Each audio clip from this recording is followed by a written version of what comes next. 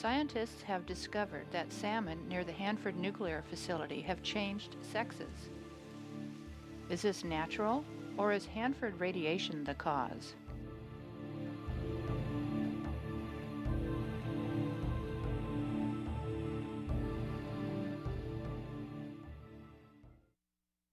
The Hanford Reach National Monument, the 50-mile stretch of the Columbia River that flows through Washington's Hanford nuclear site, is a wildlife haven. Pelicans sit along the rocky shores. Porcupines nap in mulberry trees, and owls keep watch over the river. But this slice of paradise hides a mysterious past.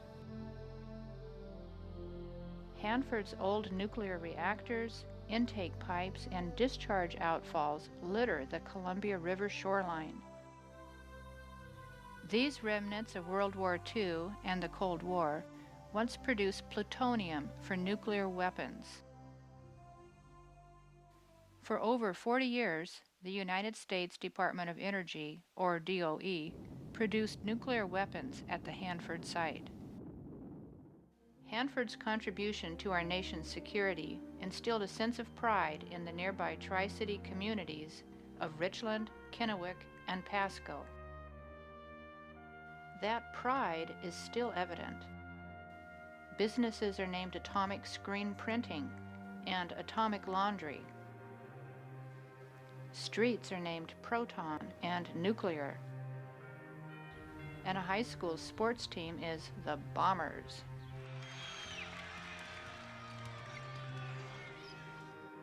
That pride has changed since the Cold War. Today, those atomic names send mixed messages. Genoveva Morales Ledesma grew up near Hanford. I don't think there is a sense of pride in having Hanford in our backyard. Hanford, in some ways, now seems to be just a job. And it's an employment opportunity, and we depend on it, especially as jobs are getting hard. But Hanford is not the item of pride of it. It was 25, 30 years back that even, the local school named its athletic team the Bombers. Perhaps that pride changed with the recognition that Hanford jobs may come with risks. Came an issue of positive impact and an issue of questionable impact in our lives. That questionable impact may extend beyond Hanford employment. Residents and environmentalists are increasingly concerned that Hanford radioactivity harms the environment. In December 2000, University of Idaho scientists, led by James Nagler, assistant professor of zoology, reported that unidentified environmental conditions have changed the sex of Hanford Reach salmon. In the scientific journal Environmental Health Perspectives, Nagler reported that over 80% of the apparently female wild fall chinook salmon spawning in the Hanford Reach have male DNA markers. It looks like male salmon are changing into females. This high percentage of sex reversal is unusual.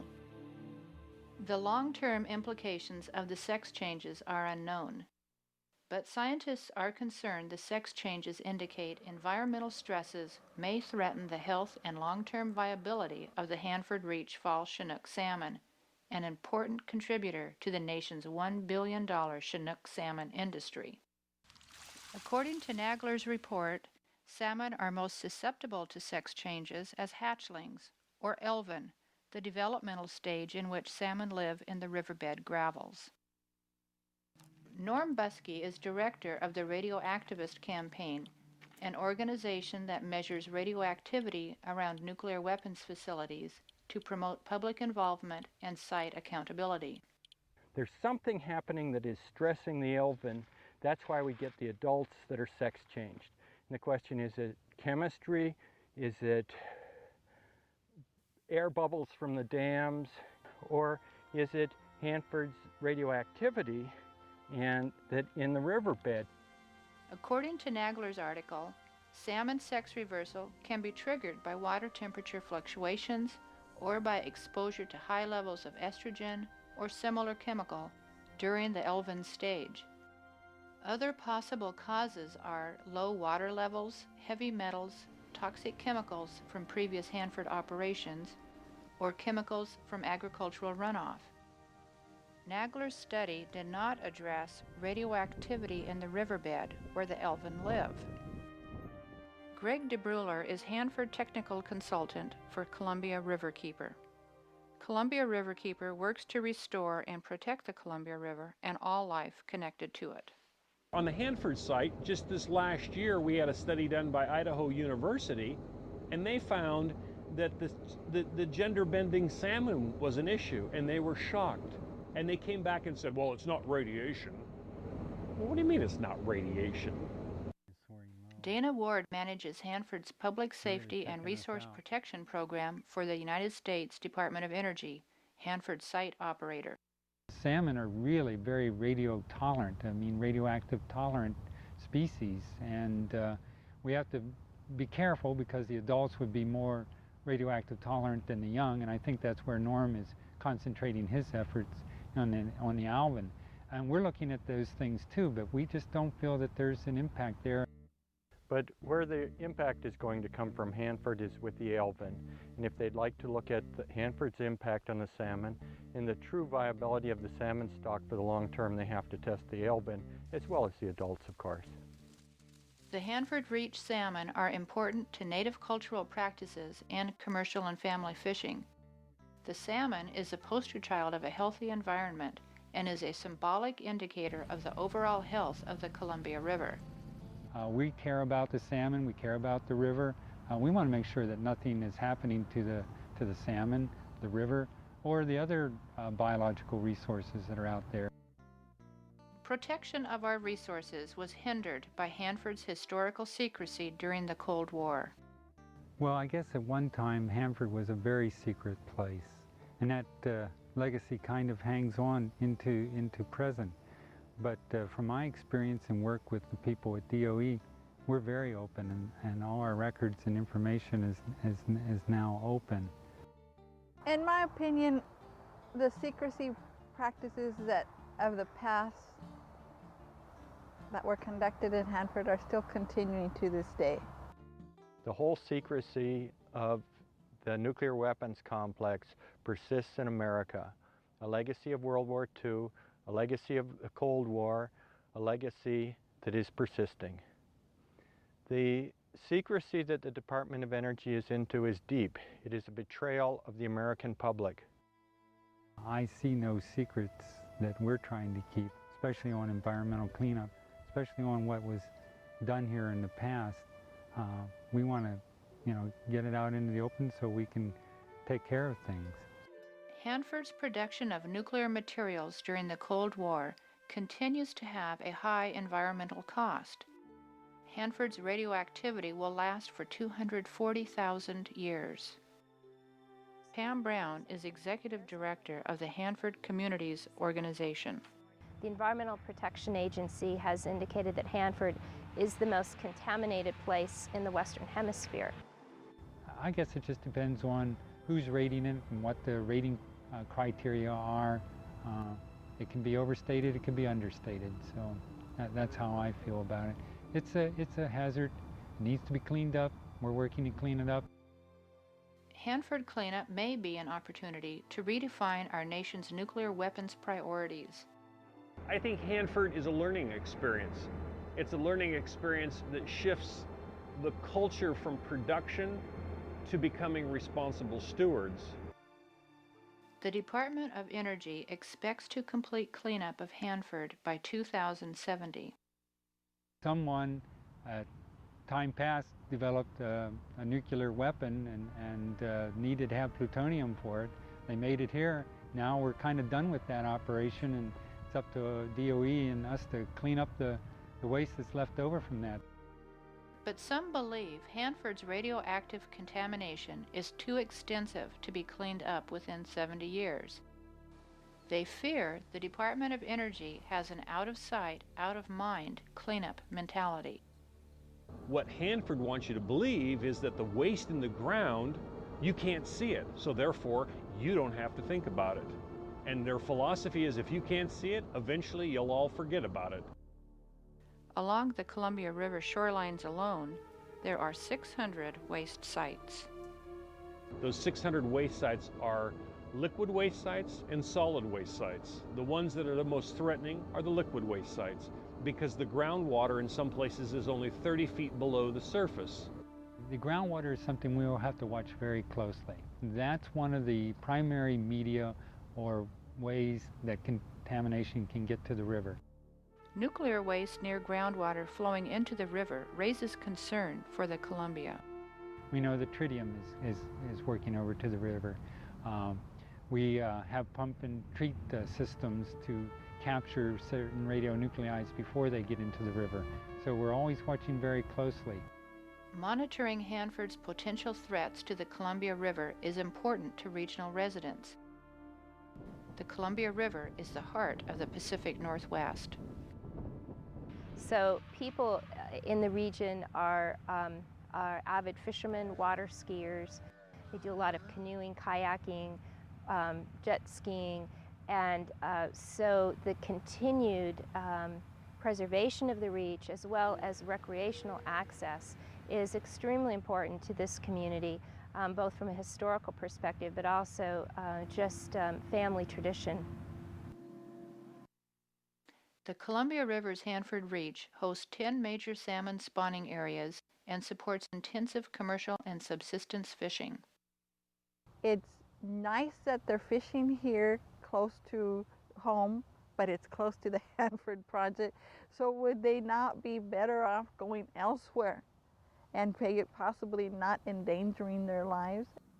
We have talked with both the Department of Health as well as the Department of Fish and Wildlife about the safety of the fish themselves in terms of eating fish that are caught along the Columbia or along the Hanford Reach, and they assure us that the fish are healthy and that there isn't a health risk.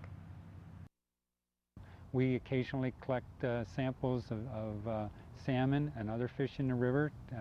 We test them. So far, our results are finding that their contamination, if any, is at or below background levels, so to speak. So we feel pretty good about it.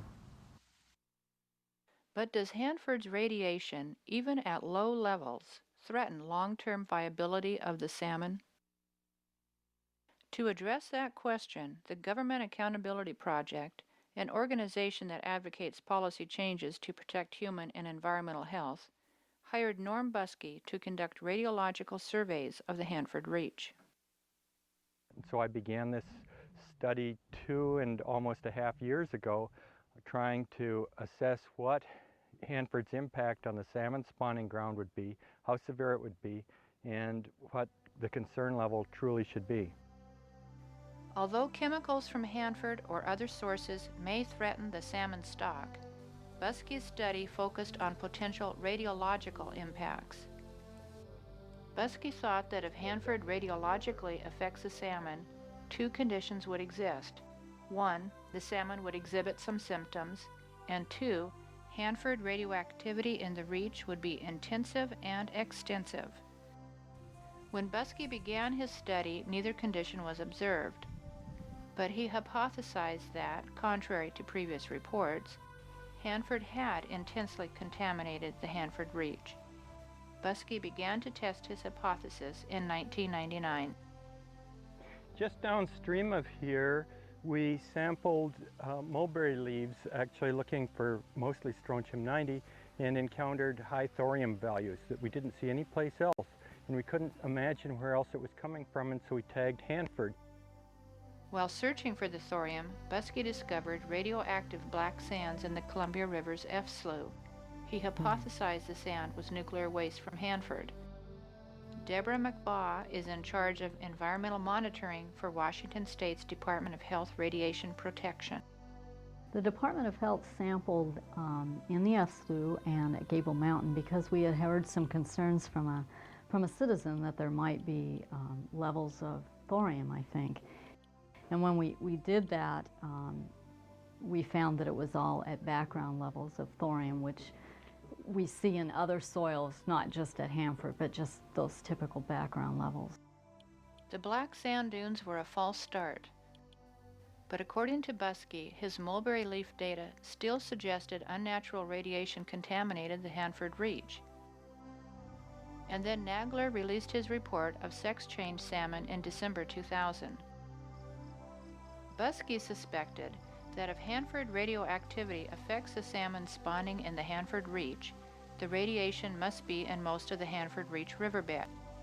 He shifted his focus to the riverbed with the hypothesis the sediments could be key to understanding Hanford's impact on the hatchling salmon.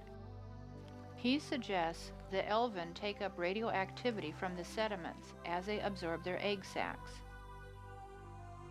Therefore, Buske began to map radioactivity in the riverbed sediments. My sampling method is to throw the large gravels, the cobbles, and the boulders out because those just have been washed down the river, so those get thrown out. And then what I do is I run then the fine sediments, the sands particularly, through a 2mm sieve, and then I agitate the sample with river water and pour off the readily suspended fraction. The Department of Energy and the government agencies have never sampled the sediments selectively for the effects on the salmon. The Department of Health does sediment sampling along the river, and we have for years.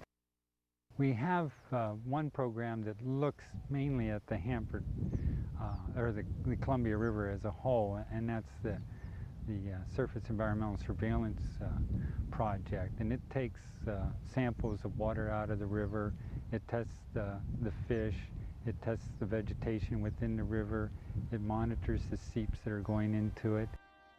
According to the Department of Energy and Hanford's regulators, the riverbed sediments do not contain enough Hanford radioactivity to harm the salmon hatchlings. And so we imagine that most of the time when we're collecting sediment, it's not anywhere where the salmon go and have their eggs because they want rocky, gravelly areas. But the gravelly areas preferred by salmon do contain sandy sediments. The salmon spawn in the coarse gravels like this, but they have fine sediments under them. And if one removes the coarse cobbles, gravels, you find the fine sediments, and those are what I sampled. Buske says that by sampling those fine sediments, he identified an extensive pattern of radioactive europium-152. Although his study focused on identifying extensive and intensive Hanford radiation in the Columbia riverbed, Buske's discovery of europium-152 raised an additional concern. Europium-152 is a waste from Hanford's uranium-233 cycle, a program that developed battlefield nuclear weapons, or mini-nukes. While Buske's laboratory cannot specifically identify uranium-233, Buske says the europium-152 is a fingerprint that indicates uranium-233 is also in the riverbed. He is concerned the uranium-233 threatens the health of the salmon elven. Hanford disagrees.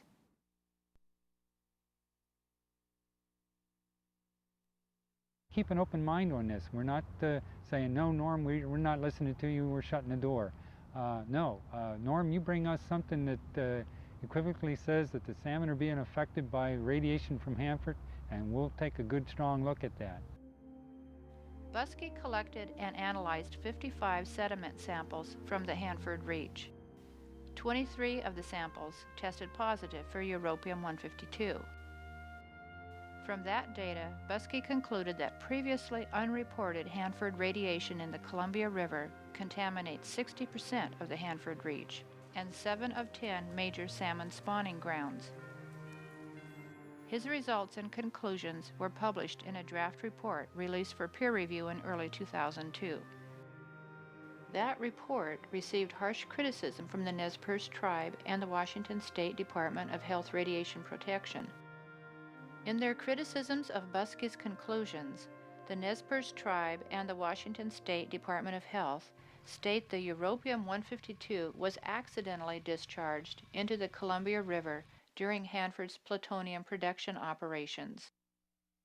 The Nez Perce and the Department of Health, along with the Department of Energy, have subsequently declined to give interviews regarding Buske's findings and conclusions.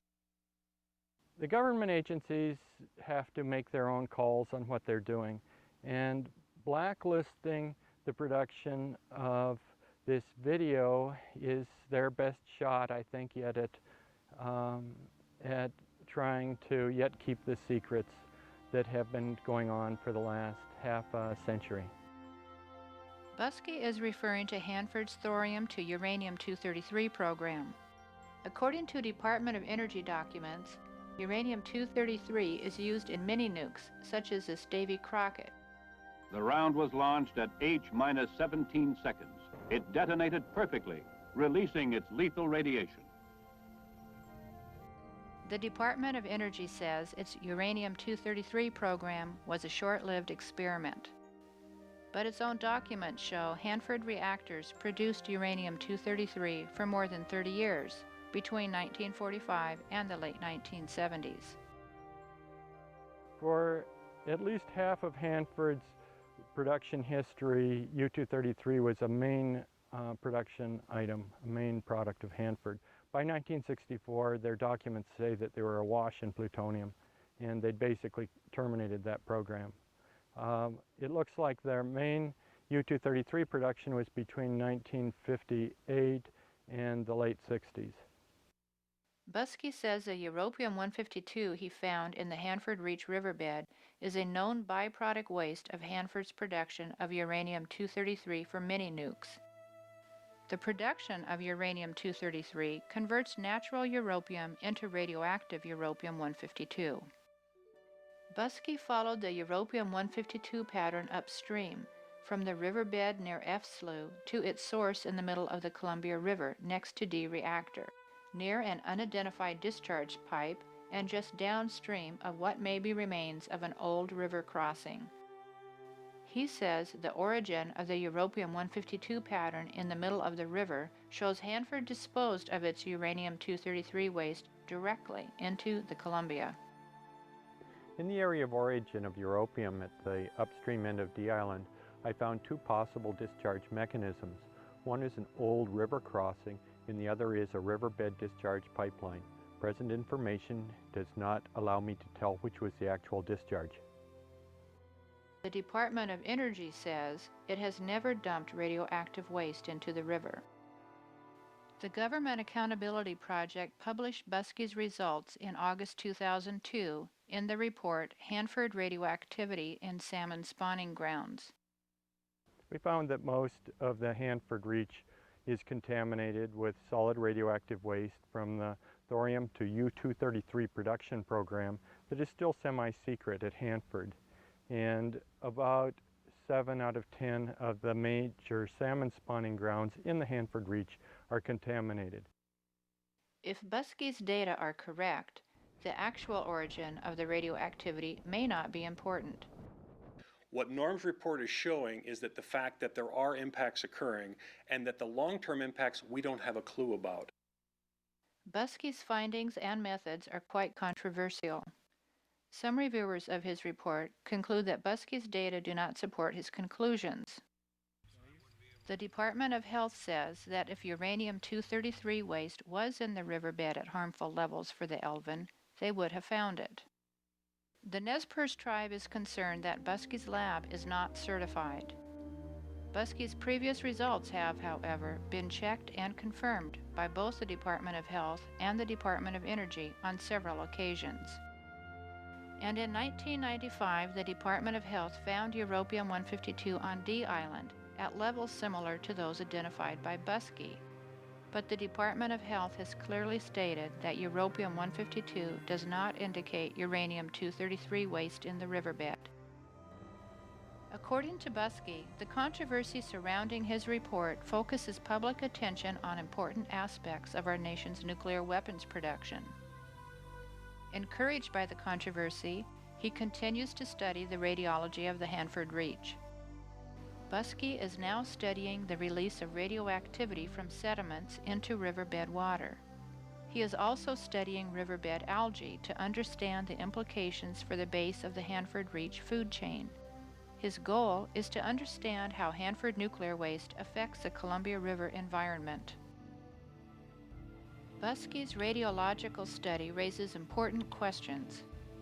Does Hanford secrecy continue? Is the Department of Energy's cleanup of Hanford effective? Has the facility contaminated the Columbia riverbed? Is Hanford waste harming the salmon? Now may be the time to find meaningful answers to these questions before Hanford cleanup ends and before the waste is out of sight, out of mind. For more information about Hanford and other related topics, or to obtain show transcripts and complete interview transcripts, please visit www.realmoon.org. More information about Buske's research is available on the Radioactivist Campaign's website at www.radioactivist.org. Now the orchards, they blossom, and the grasses grow green, and cities like Portland grow up on men's dreams. Now millions rely on your waters downstream. Glow on, Columbia, glow on.